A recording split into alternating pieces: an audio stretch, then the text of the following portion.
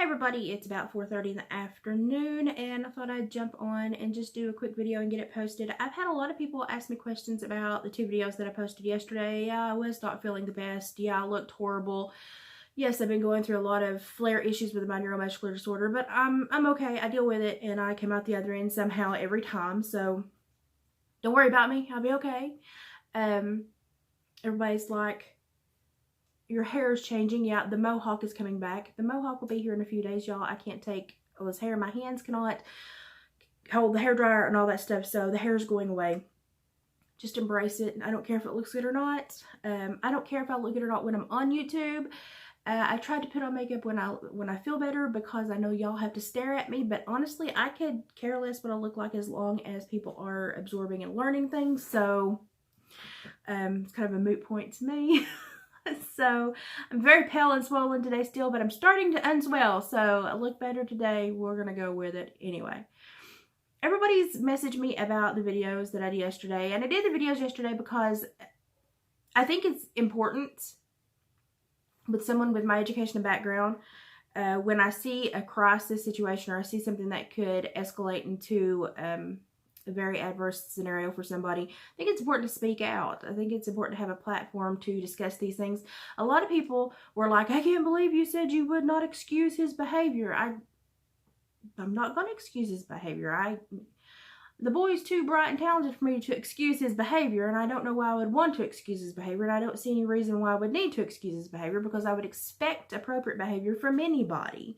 So I'm not going to change what I expect just because of level of fame or something. I still expect the same behavior that is appropriate and productive and congruent with societal expectations so that we can all, you know, sing Kumbaya and shit the fire. No, I want everybody to understand that you can behave and still protect your stuff and still have boundaries. But you can behave in the process as well. And I hate it when my camera changes the lighting, but y'all are just going to have to deal with it because I don't know why it does that.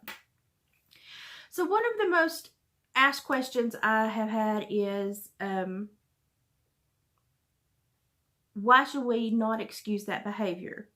What if there's a foundation for that behavior? There very well may be a foundation for that behavior. But by not excusing that behavior, that is the very first interment, basically, to say, let's sit down and talk about this. Let's put this on the table and let's look at it and let's discuss it and let's figure out why this behavior is coming out. Because if I were to just accept the behavior and, root it on, whatever happens, I would feel kind of responsible for. You ever heard of guilt by association? I would feel the same way. So I'm going to say, hey, no, let's not have that behavior. Let's not behave that way. It's counterproductive to who you want to be as a person and what you want to accomplish in your life. So no, I'm not going to excuse behavior in anybody. And I expect the same of me. And I expect people to call me out too. And I get called out quite a bit. I have really good friends that know, hold me accountable. That is something that I always want people to do, hold each other accountable. We have forgotten in this society how to hold people accountable. We think that if somebody holds us accountable, they're attacking us. Being held accountable is not an attack. Being held accountable is actually somebody saying, hey, you're stepping out of the bounds of society. You're behaving in a manner that is dangerous to either yourself or others, and I'm going to say I love you enough to say let's not do that. Let's talk about this. Let's see where this is coming from so we can fix this, because I know if I overlook it, it's just going to worsen. So you're either going to say I love you enough to point it out, let's fix this, or I dislike you just enough to say go on down the hill head first, bye, see ya. So you've got to make a decision as to what person you want to be in somebody's life. Now, that doesn't mean you can go around calling people out. You have to do it with a voice of love, a genuine heart of concern, a heart to help. You can't go around and, be everybody's worst critic. You have to genuinely mean what you say, because if there's not heart and compassion behind it, it is going to be perceived the wrong way, and it is going to have the adverse effect. And that gets me to the next topic. People ask me, why am I seeing this same behavior in my foster children? Sadly, yeah, that behavior that we witnessed between Hosier and Upchurch was very similar to behavior you see with kids in crisis. Give y'all about 2 seconds to figure out what I'm fixing to say. Perhaps somebody still is acting like a kid in crisis. And hey, we can work with that. At least we know what's going on. Normally, any kind of, this is important for parents. So moms, dads, foster parents, grandmas, grandpas that have custody, listen to me. Normally, any kind of aggressive behavior like that is attention seeking, that is all talk, all hat, no cattle. If it's said like that and it's aggressive but with no behavior behind it, no action, or a limited behavior, or the behavior is huge and upper, WWE SmackDown, and then didn't really act on it. Normally it's attention seeking behavior. Children do this when they are fearful. Normally any kind of aggressive behavior is a fearful response. Yeah, I'd say everybody in that position had plenty to be afraid of. With children, normally it's a fearful response of, I've been in a whirlwind, I don't know where I belong, I don't know who to trust, I don't know who to turn to. Therefore, I'm going to become my own solace and treat everyone around me as a Category 5 hurricane. And in return, I think I'm going to become this island of safety for myself because I'm going to dispel all the people that are going to treat me poorly. And what they really do is continue a cycle of fear and violence, and they don't understand that they're doing that. They still feel like they're in control, even though they're in control of the wrong thing. So how do we get kids to not do that? Well, number one, if you point out the behavior, you have to be able to sit down and really listen to their counter talk. So when you want to sit down and talk about behavior, you have to also sit down and listen to them talk. And I don't mean you get to dictate the conversation. You need to listen to them talk. Because children will do this. They will talk about 50 other different things before they get to the issue. So you're going to have to go through about 45 topics before you get to the 3 that matter. And that's how children test the water to see if you're really paying attention, if you really care, or if you're just like a lot of other adults they seem to have come in contact with, and just want to glaze over it, put a Band-Aid on it, not really fix, the infection, just cover it up so they don't have to deal with it. So listen to all their topics of conversation. Those topics of conversation will kind of narrow down to what the issue is. If they're talking about friends belittling them at school, if they're talking about not feeling safe at school, if they're talking about being picked on at school, then they've got a security issue. They've got a self-worth issue. Start putting 2 and 2 together, parents. Pay attention and really talk to your kids. And even when you think they're just talking out their honeys because they just need to hear themselves talk, listen, because they're going to be saying things that you need to pick up. And you need to kind of catch everything in a net and then process it. And then kind of sift and go, okay, well, these things match, I see a pattern here, and look for patterns in their speech and in their behavior. Normally, consistency or inconsistency is the key to acknowledge if you have a neurological issue or a psychological issue. Now, if you have a neurological issue, which is a chemical issue in the brain, or some kind of damage, which could be caused by parameters that we can't even begin to get into here, that's not going to be talked or loved out of anybody. That is a neurological issue that is going to have to be handled. You're going to have to go seek professional help. That is something that you're going to have to learn how to effectively live with and monitor and set up life so that you can handle it.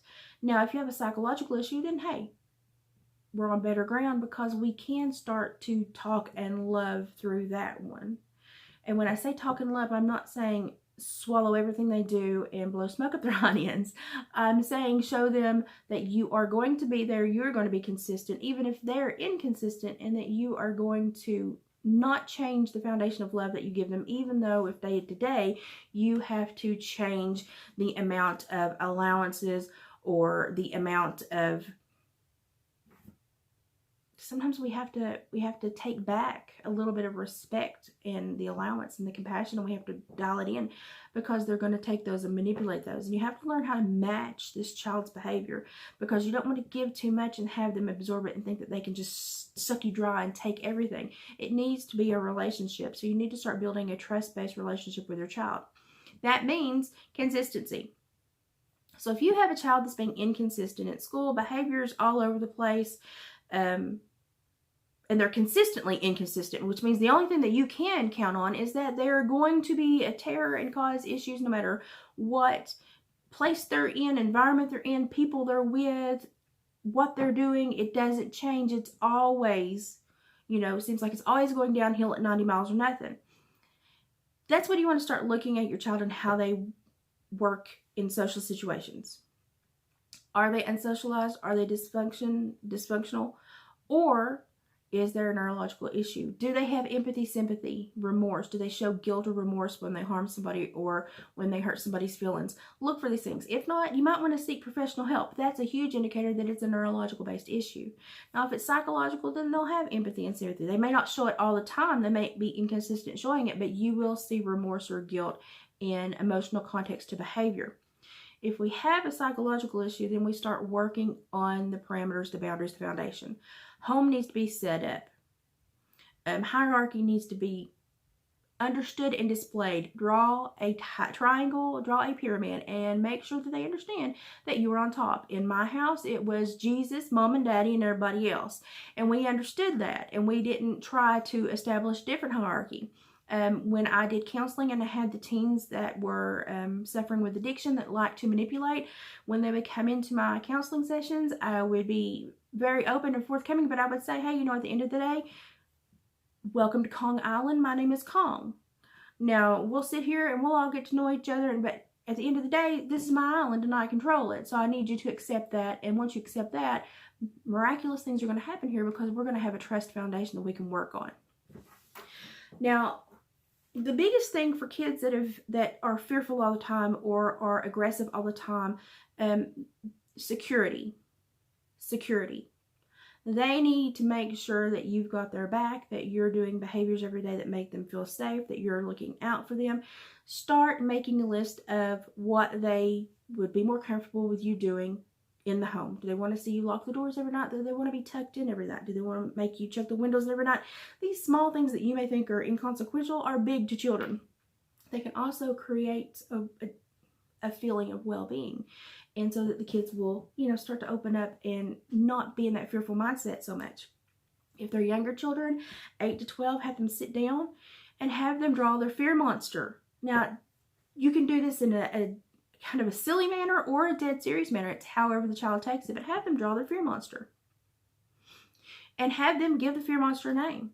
And what tools, what weapons does the fear monster come with? You will be absolutely amazed at what children will draw and what they will open up and talk about. And then you flip the paper and you start to create tools to make this fear monster not come around anymore.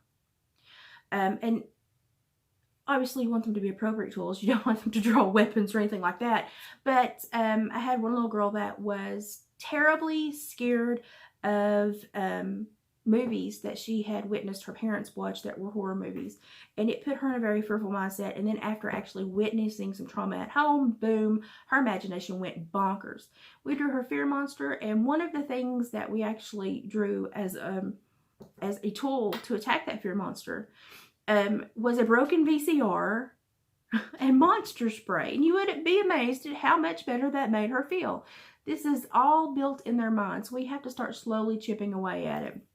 There's so much to talk about this, but understand that when you're seeing an aggressive child, you're seeing a child that is normally in a fear-based position, and any decision you make in fear is going to be the wrong decision. I believe I've said that before.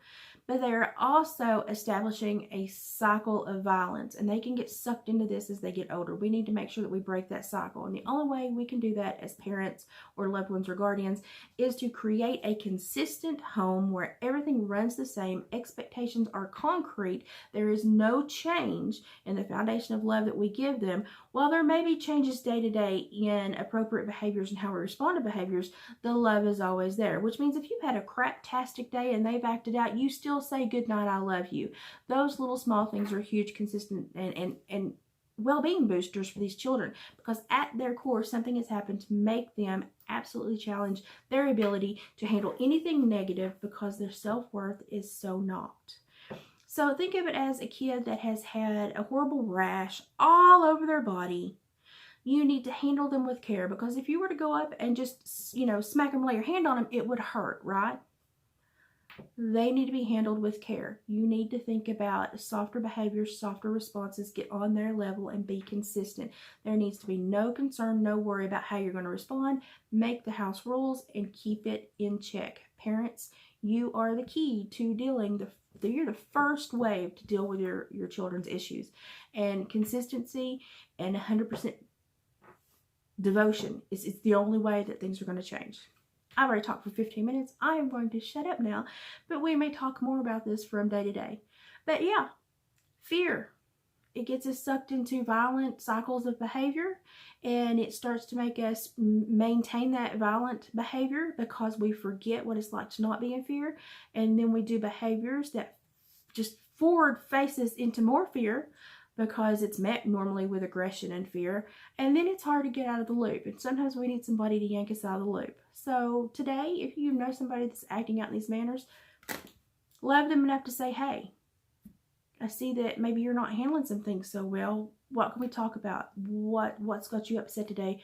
What are you scared about? How can I make you feel better? Open up the conversation. You would not believe what an adult and a child will respond with that question to. It's just absolutely amazing. Showing that you care is the first hurdle. Everything else after that, it normally starts to happen in waves. So y'all care for each other. Be nice to each other, be good to each other, and love each other enough to go, hey, I'm going to hold you accountable because I know that you're a better person than that, and I know that you deserve a better life than that. Y'all, even people with fame, fortune, and all that they think they could ever have, they still are missing some pieces to the puzzle, and they still need people to genuinely care for them and love them. So don't approve anyone's negative behavior. Always expect of others to be genuine and appropriate, and expect that of yourself as well. Always hold yourself to the same accountability that you would hold others to. It really helps build a consistent frame of mind within your social network, and you're going to see a lot more positive responses from every age group that you deal with. I'm going to shut up now. Y'all have a good day.